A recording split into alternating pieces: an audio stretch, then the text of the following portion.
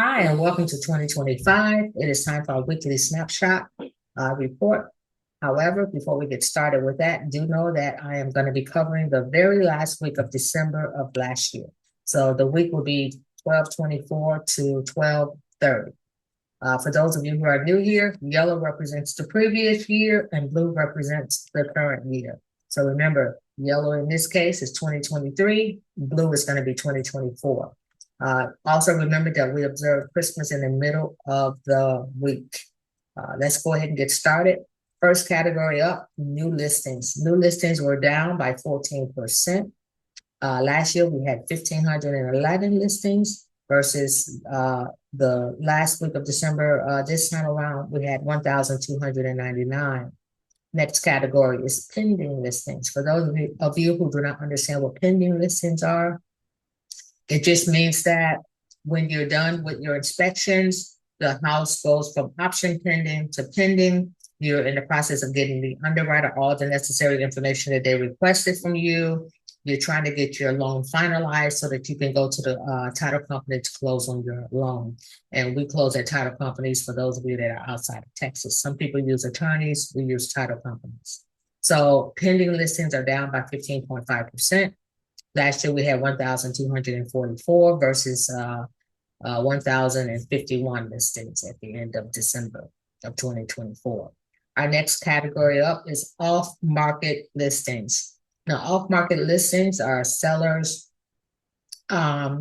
taking their home off of the MLS and not selling it that way, but selling it through an investor, or maybe they know a real estate agent that knows investors, or maybe they have some private buyers they want to sell their home to. Sometimes they don't want the terms of their agreement disclosed as to what's happening during that transaction when they're trying to sell that property. So they just choose not to list it on the MLS. But it is down by 55.7%. Last year, off-market listings, we had 2,609 versus 1,156. So off-market listings are down by 55.7%. Let's go to the next category, closings. Closings is a biggie. Closings is when you go and finalize everything. You get the keys to your new home and you're able to move in and start living in your dream home. So closings are down by 10.9%. Last year we had 1,447 versus 1,289 at the end of December 2024.